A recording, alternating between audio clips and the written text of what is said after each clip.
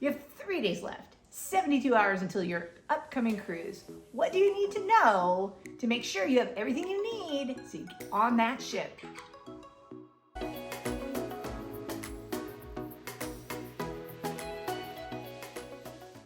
I'm Kristie with Cruising with Kristie, and today I'm going to be sharing with you the things that you need to do in order to be ready to get on the ship that day of embarkation. You want to make sure you check in online before you get to the terminal. You go in, there's a bunch of things they need you to make sure you fill in, and you need to make sure you have all green checks. Then, even if you did it beforehand, like I did, you want to go back in and make sure you still have all your green checks. One thing that happened on mine was the contact information.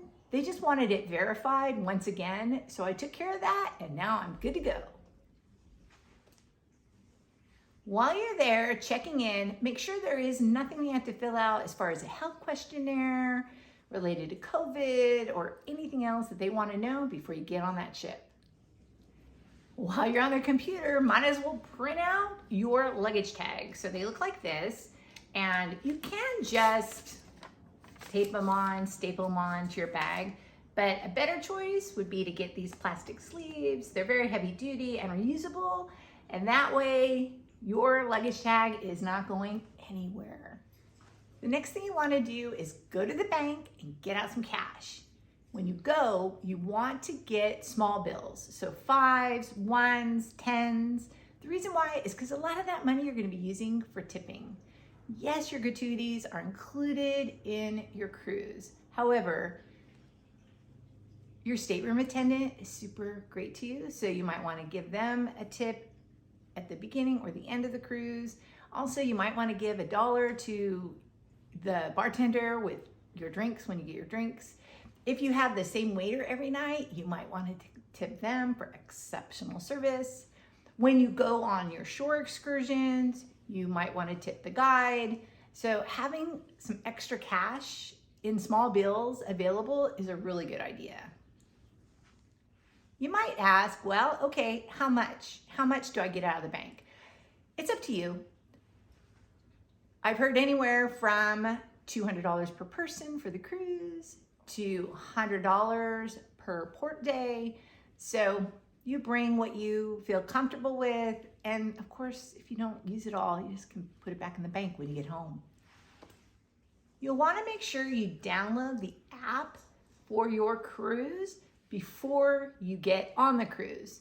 You can download it once you're on the cruise, but the Wi-Fi is very slow, even if you bought a package. So make sure you download your app before you get there. 3 days in, you're starting to pack, but there's some things you're not going to be able to pack because you're still going to be using them. A good idea is to make a list on your phone or just write down a list of things like chargers, contact solution, shampoo and conditioner, toothbrush, toothpaste. You will be able to buy those things on the ship, but for a lot of money. There is one thing that they will not let you on the cruise if you don't have it, and you have to bring that. Anything else you can probably get or buy, and that is your passport.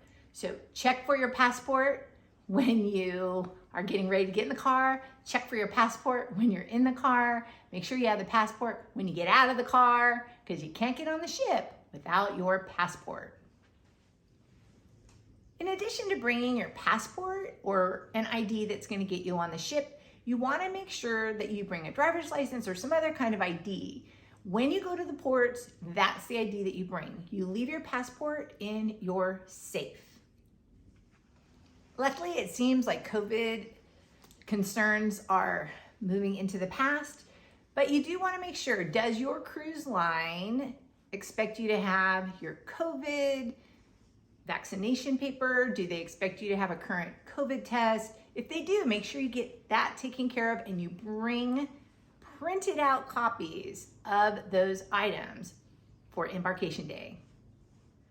I've been checking the weather, the long-term weather in Juneau and Skagway and Ketchikan probably for a month now.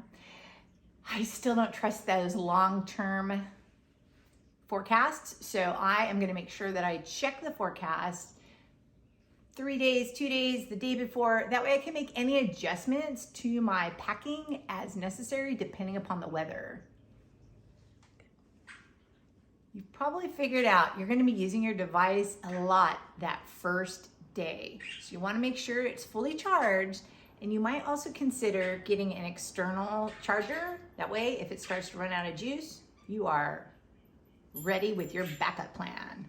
You wanna save yourself that, oh no, I forgot. Follow the tips from this video. If you wanna see some more things that you can bring to make your cabin more comfortable, to make it better smelling, and to make it more organized, be sure to watch this video. If you like this video, can you make sure to like it and then subscribe to my channel? I really appreciate it. Happy sailing!